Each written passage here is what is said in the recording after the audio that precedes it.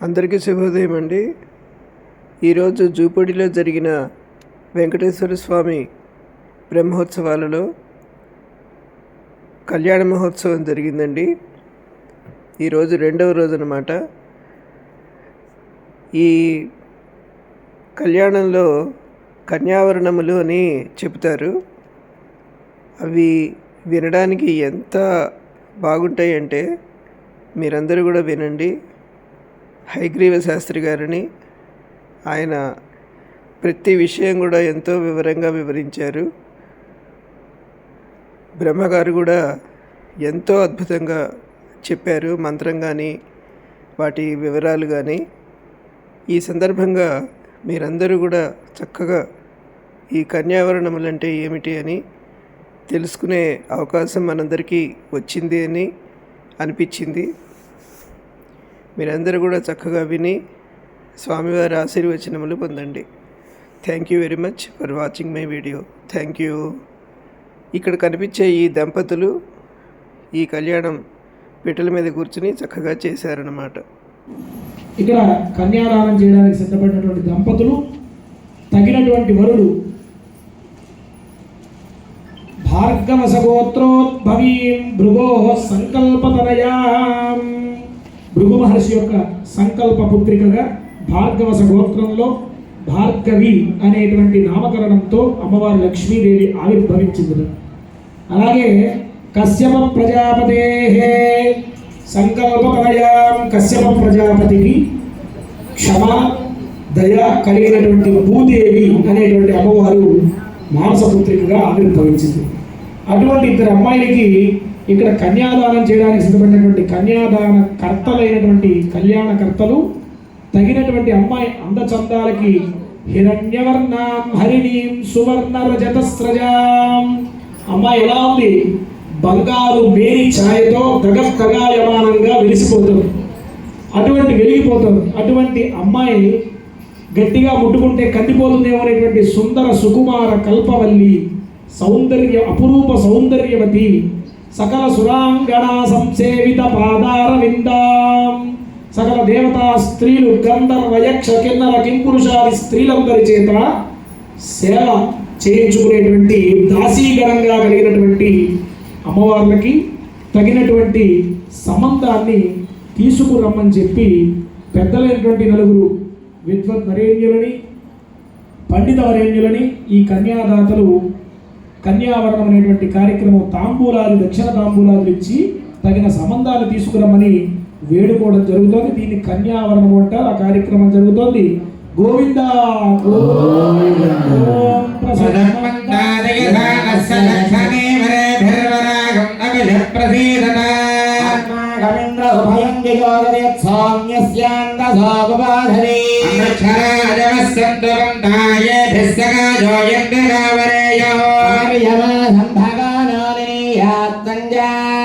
ప్రత్యగం సయావత్తు దేవా స్వభావలావణ్యరత్నాకరాయ అఖిల లోక పవిత్ర గోత్రోద్భవాయ భారద్వాజ గోత్రోద్భవాయ శ్రీ శ్రీనివాస పరబ్రహ్మణే వరాయ వృణీతో లక్ష్మ్యర్థం హరిం వృణీతో అచింత్యాద్భుత నిత్య యౌవన స్వభావలావణ్య రత్నాకరీ అఖిల లోక పవిత్ర గోత్రోద్భవీం శ్రీదేవి నామ్నీం ఇమాం కన్యాం భగవంత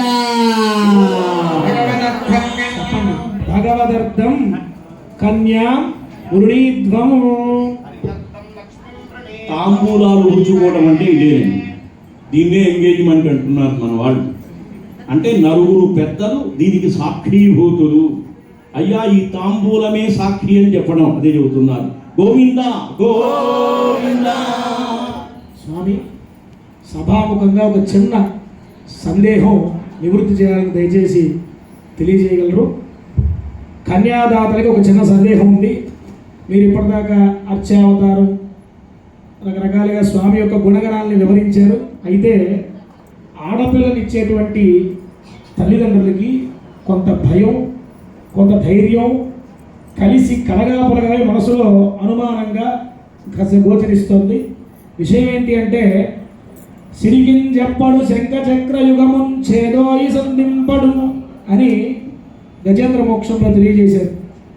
మరి వివాహం చేసుకున్న తర్వాత మీ స్వామి యొక్క గుణగణాలని భాగవత భారత రామాయణాల్లో విన్నట్లయితే మరి భార్యకి చెప్పకుండా వెళ్ళిపోతాట, ఎక్కడెక్కడో తిరిగి వస్తుందట. మరి పెళ్లి చేసుకున్నటువంటి అమ్మాయి భర్త ఎక్కడ వెళ్ళాడో తెలియాలి, భర్తని ఎరిగి ఉండాలి. మరి భర్త తెలియకుండా వెళ్ళిపోతూ ఉంటే, ఎక్కడెక్కడో తిరుగుతూ ఉంటే ఎలా? అలాగే అందరిలో దొంగతనం చేస్తాడు, వెన్న దొంగిలిస్తాడు, బట్టలు దొంగిలిస్తాడు అని కూడా విన్నాం. మరి దొంగ అనేటువంటి ఒక పేరుంది అని కూడా వినపడుతోంది. ఏదో నలుగురు ఇరుగు పొరుగు వాళ్ళు చెప్తూ ఉన్నారు జాగ్రత్త ఇచ్చేటప్పుడు అని. కాబట్టి కాస్త మాకైతే అబ్బాయిని చూసి ఇవ్వాలనే కుతూహలం ఉంది, కానీ గుణగణాలు చూస్తే భయం వేస్తుంది. కొద్దిగా నివృత్తి చేస్తే ముందుకు వెళ్ళిపోదాం. గోవింద. అయ్యా, ప్రతి కార్యక్రమంలో ధైర్యం ధైర్యం కావాలి. మా స్వామి రామావతారం నుంచి ఒకే మాట చెబుతున్నాడు, నా భక్త త్యక్తుముత్సహే. అలనాడు సీతాదేవి చెప్పింది, స్వామి నీకెందుకు ఆ రాక్షసులతో, మనకు వైరం కాదు కదా. మహర్షులంతా కూడా వచ్చారు, వచ్చి రామచంద్ర నువ్వు ఉండబట్టే మేము ఇక్కడ ఉండగలుగుతున్నాం, మా తపశ్శక్తి అంతా దానికి ధారపోయలేను కాబట్టి నువ్వు రాక్షసుల్ని సంహరించవంటే అప్పుడు సీతాదేవి వచ్చి కళ్ళు పట్టుకుంది, రామా మనకు శత్రు రాక్షసులకు వైరం లేదు, ఎందుకు తెచ్చుకుంటావు వైరం అన్నప్పుడు చెప్పాడు, నేను క్షత్రియుణ్ణి, సూర్యవంశంలో జన్మించినటువంటి వాణ్ణి, ధర్మం నిలిపేటువంటి వాణ్ణి కాబట్టే నా భక్తాం త్యక్తుముత్సహే, అవసరమైతే నిన్ను కూడా వదిలిపెడతాను. అవునా, నువ్వెక్కడికి వెళ్ళలేవు, నా వెంటనే వచ్చేస్తుంటావు, ఆ విషయం నాకు తెలుసు. అందువల్ల నేను భక్తులకే ముందు, నేను కాపాడటానికి ముందుంటాను ఎప్పుడైనా సరే. కృష్ణావతారంలో దొంగతనం అన్నారు, బాగానే ఉంది. అక్కడ దొంగిలించింది ఏమిటి? నవనీతం. నవనీతము అంటే బెన్న. మన మనస్సు కూడా బెన్న అని పేరు. మీ మనస్సుని దొంగిలించాడు కానీ మిగతాదేవి దొంగిలించలేదు. ఆయన బెన్న దొంగ అయినాడు, మీ మనస్సుని తన వైపు తిప్పుకున్నాడు కానీ నిజంగా దొంగతనం అక్కడ ఇంకేమీ కూడా లేదు. అందువల్ల భగవద్రక్షణ కావటం కోసం, మిమ్మల్ని భద్రతగా అడ్డు పెట్టడం కోసం, అట్టగే భార్యకు ఒక బాధ్యత ఉండడం కోసం కొంగుముళ్ళు వేస్తారు కదండి, అందుకే కొంగుముళ్ళు అంతా కూడా. ఆ కొంగుముళ్ళతో స్వామి వచ్చేస్తుంటే మకరిని సంహరించడం కోసం కొంగుముడితో పాటు మహాలక్ష్మీదేవి కూడా వచ్చింది. అట్టా గరుత్మంతుడు వీళ్ళంతా సకల నికాయంబును అందరితో పాటు వచ్చేసింది మహాతల్లి.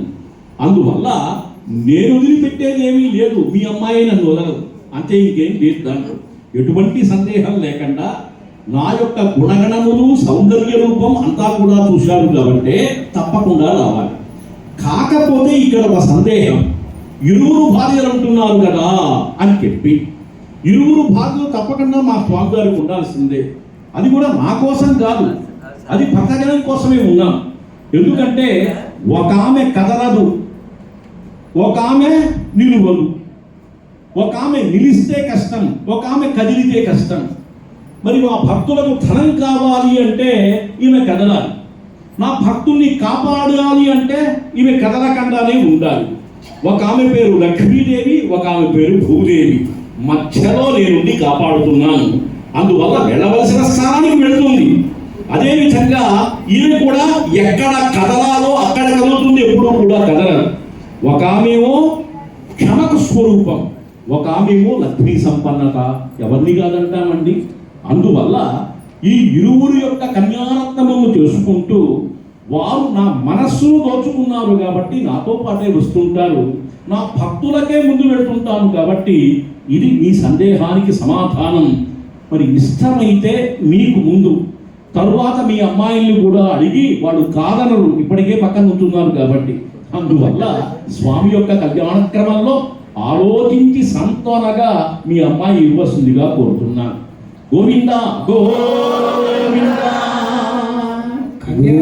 కన్యాదాతల సందేహం నివృత్తి అయిందండి, ధన్యవాదాలు. అలాగే అదిగో అక్కడ కూర్చుని ఎదురుగా చూస్తున్నటువంటి భక్తులందరి తరపున ఒక సందేహం ఉంది. ఏమంటే అమ్మాయి ఏమో హిరణ్యవర్ణం హరిణీయం అన్నారు, పట్టుకుంటే కందిపోతుందన్నారు. అటువంటి తెల్లని వర్ణం కలిగినటువంటి పౌర్ణమి చంద్రుడిలా ఉన్నటువంటి అమ్మాయికి అమావాస్య చంద్రుడు లాంటి అబ్బాయిని తీసుకొచ్చారు. చూశారు అమావాస్య చంద్రుడిని ఎప్పుడన్నా? మరి ఆ చీకట్లో పొరపాటున కనకపోతే ఆయన మొహం మీద ఉన్నటువంటి ఆ పచ్చకర్పూర నామం తప్ప ఏం కనబడేట్లేదు. అటువంటి అబ్బాయిని మరి ఆయన నలుపు మనసు ఎలాంటిదో తెలియదు కానీ శరీరం నల్లగా ఉంది. మరి ఎలా దాని గురించి ఈ యొక్క దాంపత్యం ఆదర్శప్రాయం అవుతుందా ఏమిటి? దాని గురించి ఒక్క మాట. నారాయణుని యొక్క దివ్య స్వరూపం నలిపి దాంట్లో ఎంత బంగారు వర్ణమైనా పక్కన ఒక వర్ణం ఉంటే గాని దానికి కాంతి రాదు. నలుపు పక్కన ఈ మహాలక్ష్మి ఉంటేనే ఆ బంగారు రంగు కాంతివంతమవుతుంది కానీ లాభం లేదు. అందువల్ల కొండపైన బంగారు నగలు అందుకే పెట్టుకుంటాడు లక్ష్మీ స్వరూపంగా. ఈ నగలు ఆయన లేకపోతే ఎవరికి పెడతారండి? ఎవరికి పెట్టలేరు కదా. ఎంత హిరణ్యమైనా ఏం చేస్తారు? ముద్ద ఎలాడు కట్టుకోలేరు కదండి. అందువల్ల నలుపు ఉన్న తోటనే ఆ బంగారు రంగు వర్ణములు కలిగినటువంటి ఆభరణములు ప్రకాశవంతంగా ఉంటాయి. కాబట్టి నేను మీ సందేహం తీరినట్టుగా భావిస్తున్నాను. అందువల్ల ఎరుపుగా ఉన్న చోట ఈ ఆభరణాలు పెట్టుకుంటే పెద్ద సాత్వికత రాదు. అందువల్ల నలుపులోనే విశేషంగా శోభిస్తాయి. కాబట్టి నారాయణుని యొక్క దివ్యస్వరూపం కాబట్టి అందువల్ల నారాయణునికి అమ్మాయిలిద్దరూ తగిన వాళ్ళే. మీ అమ్మాయికి కూడా ప్రాధాన్యం పెరుగుతుంది ఎప్పుడైనా సరే. అందువల్ల ఒక్కసారి ఆలోచించుకోండి, ఏం పర్వాలేదు. మా భూదేవి చాలా మంచిది, పాపం ఏం మాట్లాడదు, వచ్చిందల్లా తిక్కు లక్ష్మీదేవి దగ్గరే. అందువల్ల ఆ అమ్మాయిని ఆలోచించుకోండి. అట్లాగే భృగు మహర్షిని కూడా సంప్రదించుకొని అన్నీ అయితే వివాహం చేద్దాం, అంతే, ఇంకేమీ లేదు. ఇవల్ల గోవింద గోవింద.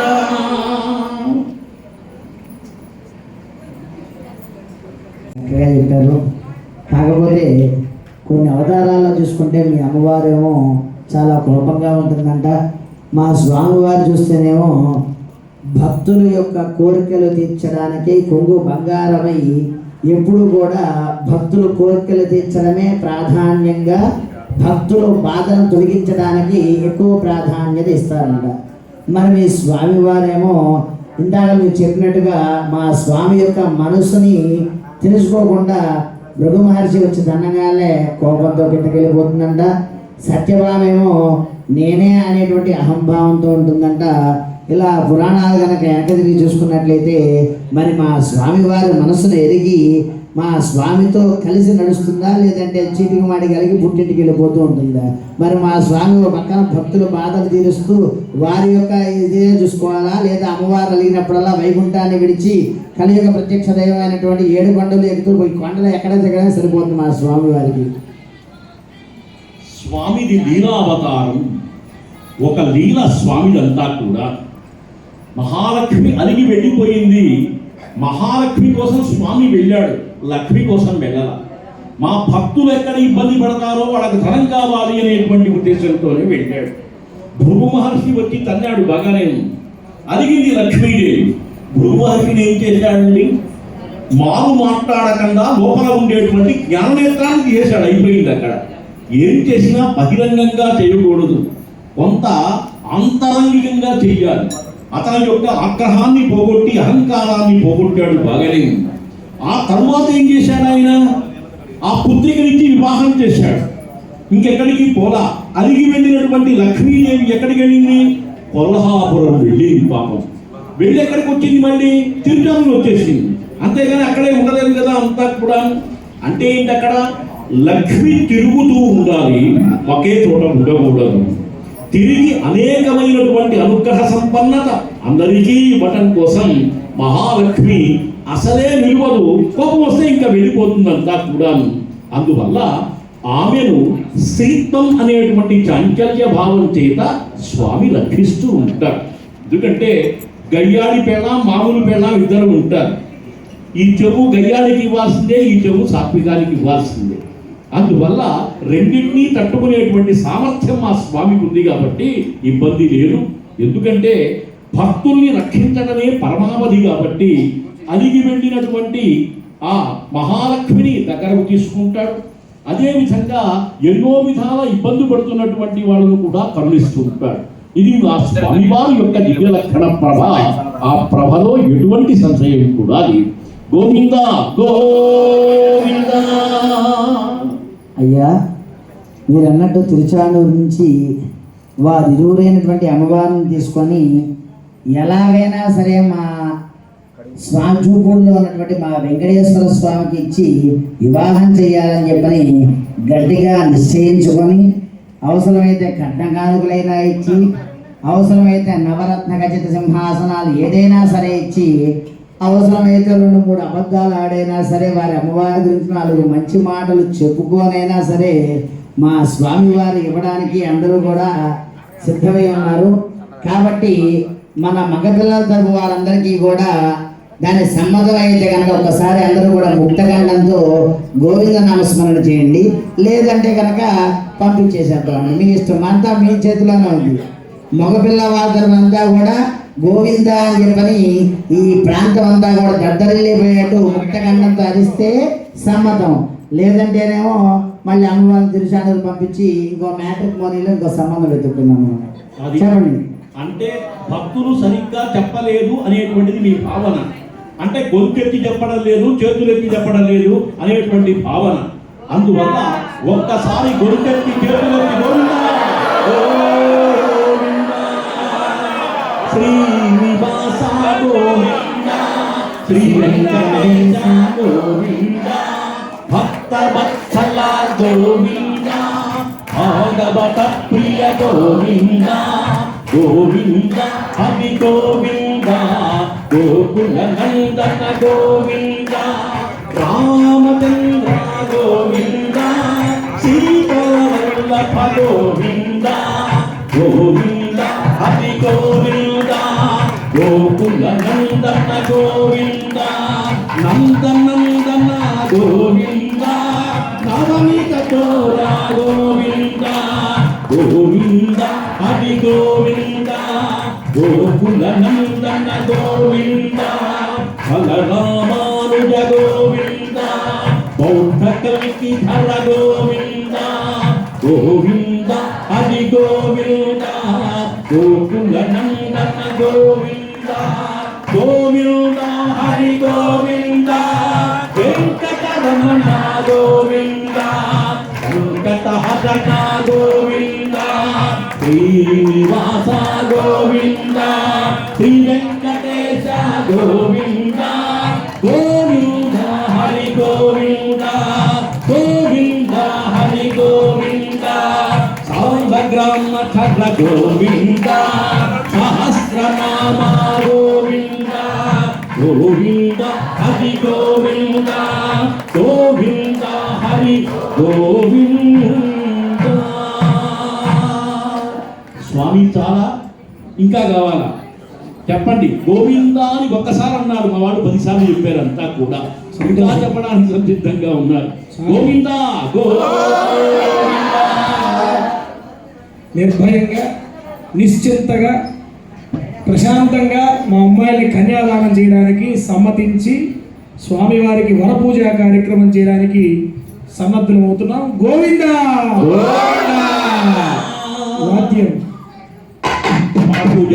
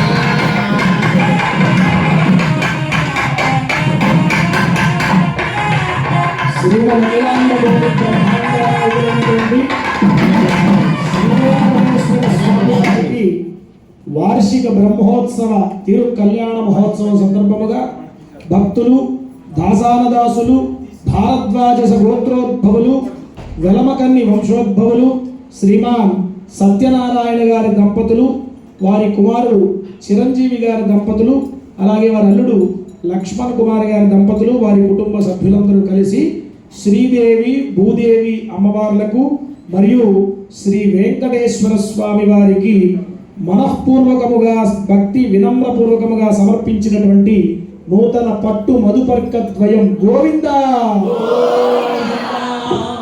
అదేవిధంగా తిరుమల వెంకట నాయకుడు కట్టేటువంటి వస్త్రం చాలా గొప్పది. దాన్ని మేల్ఛాట్ వస్త్రం అంటారు. మరి భాగ్య సంపదగా వీరికి తిరుమల రాఘవాచార్యుల వారి దగ్గర నుంచి ఆ వస్త్రం సంప్రాప్తించింది. అది వచ్చినటువంటి ప్రసాదం.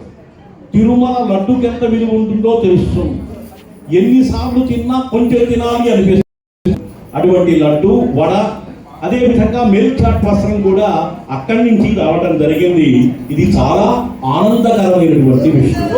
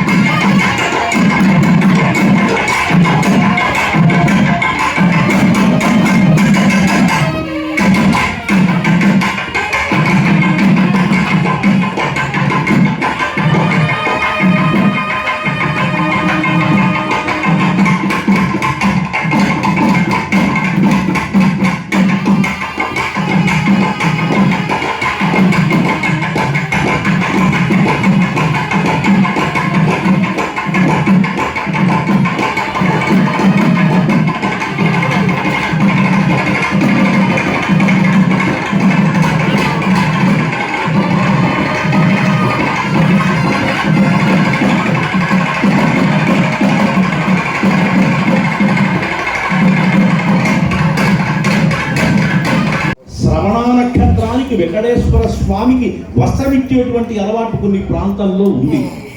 మహావ్యాపారస్తులు ఎక్కడున్నా వాళ్ళు వస్త్రం తీసుకొచ్చి శ్రవణ నక్షత్రానికి తప్పకుండా స్వామి వారికి బట్టలు ఇస్తుంటారు. ఒక్కొక్క సాంప్రదాయం, వాళ్ళ యొక్క నమ్మకం, వాళ్ళ యొక్క వైశిష్ట్యం చాలా గొప్పగా ఉంది. అందుకని వస్త్రాత్ భవతి సంతోష అన్నారు. వస్త్రం వల్ల సంతోషం కలుగుతుంది. అంతా కూడా బట్టలు పెట్టాం, మనం మానవులో చూద్దాం ఎప్పుడైనా సరే, వాళ్ళకి ఆనందం బ్రహ్మాండంగా. అవునా? అట్లాగే భగవంతుడికి తెలియదు కానీ విపరీతమైనటువంటి ఆనందం కలుగు. అందుకని కుటుంబాల్లో కూడా మీరు పెట్టినటువంటి దీని చేత మీ కుటుంబంలో ఉండేటువంటి వాళ్ళకి వససముక్తి కలుగు. ఎందుకంటే తాత ముత్తాతలు సంపాదించిన ఆస్తిని మీరు ఎట్లా అనుభవిస్తున్నాడో, మీరు చేసినటువంటి పనికి మీ తర్వాత వాళ్ళు కూడా చక్కగా వాళ్ళది కంటిన్యూ చేశారనుకోండి, వంశంలో క్రమంలో అందరూ కూడా ఉంటారు. అందువల్ల వస్త్రం తప్పకుండా స్వామివారికి ఇవ్వాలి, అమ్మవారికి కాదు. యథాశక్తిగా ఒకవేళ లేదు మనకు ఉన్నదంటూ ఇవ్వాలి. దాంట్లో తప్పకుండా ఇచ్చి, లేదంటే ప్రసాదం. కట్టే దేవాలయంలో ఇటుక ఒకటి కావాలి మనకి, పెట్టే ప్రసాదంలో ఒక మెతుకు మనది కావాలి. ఎప్పుడైనా గుర్తుపెట్టుకోండి. ఎక్కడన్నా దేవాలయం కడుతున్నారు, నా దగ్గరే ఉందండి నీకు ఇవ్వడానికి అనకూడదు. ఎప్పుడైనా ఒక ఇటుక కనీసం ఇవ్వాలి. ఎందుకంటే దేవాలయ నిర్మాణం చేత ఎంతో మంది భక్తులు అక్కడ అడుగు పెడతారు కాబట్టి నువ్వు ఇచ్చినటువంటి ధాన్యానికి ఒక విలువ ఉంటుంది ఎప్పుడైనా.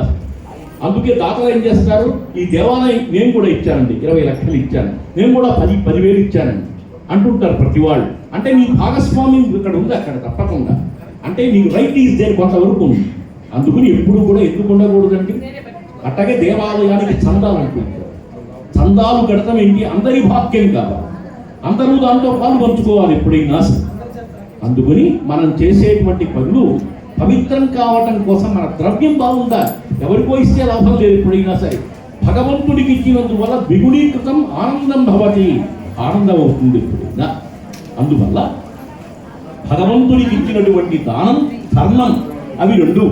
అందుకని దానేన వర్ధతే లక్ష్మీ జలేన తరవు, ధనం సమృద్ధి పెరుగుతుంది ఎప్పుడైనా సరే. తస్మాత్ దాతవ్యమస్మాభిః, అందుకే దానం చెయ్యాలి. అందుకని యాత్రికుడు ఏం చేస్తాడు, అమ్మా ధర్మం చేయమంటాడు వాడు. ధర్మం అంటే అర్థం ఏంటి, అక్కడ నువ్వు సంపాదించిన దాంతో దానం చేయడమే ధర్మం, ఇంకేం అర్థం. నువ్వు ఉన్నటువంటి దాంట్లో కొంతలో కొంత అయినప్పటికీ కూడా ఇవ్వాలి. ఇది ఎప్పుడూ కూడా వంశాభివృద్ధయే, ఎప్పుడో భగవంతుడు నీకు తప్పకుండా ఎక్కడో ఇచ్చేస్తాడు దాన్ని. ఎందుకంటే రక్షంతి పుణ్యాని పురాకృతాని, నువ్వు భగవంతుడికి ఇచ్చినటువంటి దాంట్లో బ్యాలెన్స్ ఎక్కడ ఉంటుంది, పెరుగుతుంది మొత్తం కూడా, అది పోదు ఎక్కడికి. రక్షంతి రక్షిస్తాడు, ఇది పుణ్య రూపేణ, పుణ్య రూపంలో ఎక్కడో ఉంటావు, ఆపదలో ఉంటావు, రకరకాల ఎవడో అజ్ఞాతమైనటువంటి వ్యక్తి వచ్చి ఒక్కసారి పక్కగా రక్షిస్తాడు. నేను ఎవరు ఎక్కడ కనపడ్డాడు, మనిషి కూడా ఉండడు, అమ్మో భగవంతుడే రక్షించాడు. ఇట్లా రకరకాలైనటువంటి భావనలతో భగవంతుణ్ణి మనం ధ్యానించినందువల్ల నమ్మకం ఏర్పడుతుంది. ఫస్ట్ మనకు నమ్మకం ఏర్పడితే తెలిసిన వాళ్ళకి ఆ నమ్మకాన్ని చెప్పాలి. ఊరినే దేవుడి గురించి ఇష్టం వచ్చినటువంటి వాళ్ళకి చెప్పకూడదు ఎప్పుడైనా. అందుకే గీతలో చెప్తాడు, ఇదంతే నా తపస్కాయ నా భక్తాయ కదాచన. నేను వెంకటేశ్వర స్వామి గుడికి వెళ్తున్నానండి శనివారం నాడు, ఎందుకో మనసు ప్రశాంతంగా ఉంది, నాకు కలిసి వచ్చింది అని చెప్పి భక్తుడైన వాడికి చెప్తే సంతోషిస్తూ వాడు కూడా వస్తాడు. పరమనాస్తికుడికి చెప్పామనుకోండి లేనిపోయి చెడగొడతాడు నిన్ను కూడా. అందుకని ఇదంతే నా తపస్కాయ, తపస్సులైన వాళ్ళకే చెప్పాలి. సత్యనారాయణ గారు ఒక మాట అన్నారు, నాతో ఒక పాట పాడతారని. అందులో పాట పాడితే బాగుంటుంది, ఉత్సాహం వస్తుంది మాకు కూడా. వెంకటేశ్వర కళ్యాణం కమనీయం కడు రమణీయం, శ్రీ వెంకటేశ్వర కళ్యాణం కమనీయం కడు రమణీయం, శ్రీ వెంకటేశ్వర కళ్యాణం. ఎడలోని సిరినేడు శ్రీదేవి కాగా, పాలించు భువనమే భూదేవిగా, కమనీయం కడు రమణీయం, శ్రీ వెంకటేశ్వర కళ్యాణం కమనీయం కడు రమణీయం, శ్రీ వెంకటేశ్వర కళ్యాణం. లగ్నమునందే మనసు లగ్నమయ్యేట్టుగా, చేకట్టవయ్యా ఇదిగో నీ దీక్షా కంకణం. సిరులాలి వేణికి మరుల పూబోణికి, కట్టవయ్య స్వామి దీక్షా కంకణం. అది ఏ పెళ్ళికి అంకురార్పణం, కమనీయం కడు రమణీయం, శ్రీ వెంకటేశ్వర కళ్యాణం. అటుకులు తేనెయు కలిపి అనురాగము రంగరించి, అటుకులు తేనెయు కలిపి అనురాగము రంగరించి, పేరుగన్న పెరుమాళ్లకు పెదవి తీపి చేరే, అన్నుల మిన్నుల ముద్దుకు నేడు అలమటించు స్వామి పెదవి తీపి చేయరే, కమనీయం కడు రమణీయం, శ్రీ వెంకటేశ్వర కళ్యాణం. రెండు నిండు చందమామలు కలిసి ఉన్న సమయం, రెండు నిండు చందమామలు కలిసి ఉన్న సమయం స్వామి ఉల్లమందు ఉప్పొంగెను ఉల్లాసపు సంద్రం తాళలేని తహతలు తలపు దాటి తొంగి చూడ తనకు తానే జారిపోయే తెరచేలము తరలి తరలి తానే వచ్చే సుముహూర్తపు శుభ సమయం కమనీయం కడురమణీయం శ్రీ వెంకటేశ్వర కళ్యాణం. ఇద్దరమ్మలు నీకు చెలిమి ఉన్నారయా అప్పనైనాడు అప్పగించేనయా లోకాలకప్పడగు వెంకటాద్రీసుడా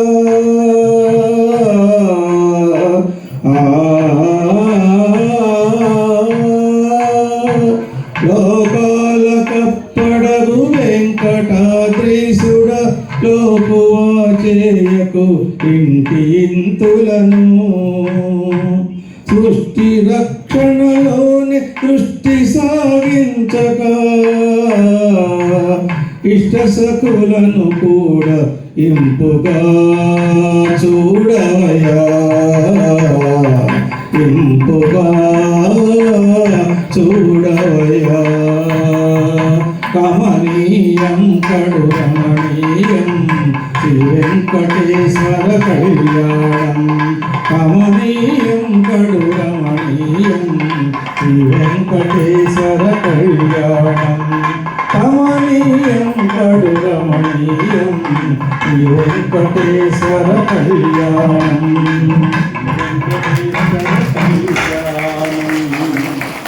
చూడండి, ఆ వయస్సులో కూడా ఎంతో గుర్తుగా వెంకటేశ్వరుని యొక్క కళ్యాణ పాట పాడుతున్నారంటే నిజంగా వాళ్ళు వెంకటేశ్వరుడు ఉన్నాడు.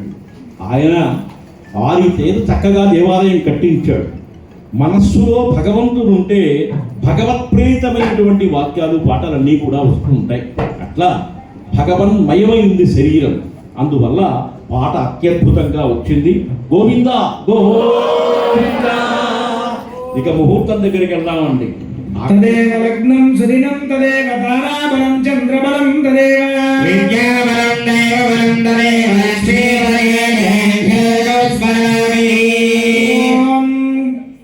గాంధీవో గరుడధ్వజో గణపతిర్గంగాధరో గౌతమ గౌరీ శ్రీమయ గోపతిర్గృహపతిర్గోదావరి గోచరీ గంగాస్యంధన సద్ధలోలపసభా గంగాగ్ర సంవర్ధిని గాంధారీ గజగామిని గజరిపు కుర్వంతు వాన్ మంగళం. సుమహోతే సావధాన సులగ్నే సావధాన శ్రీలక్ష్మీనారాయణ ధ్యాన సావధాన డిండీసో నరసంభుడో ఢమరకో సంభుండడే వల్లభో డిండాజారుడజంభుజాక్షగహనో యస్మిన్ మృగాండుండుగః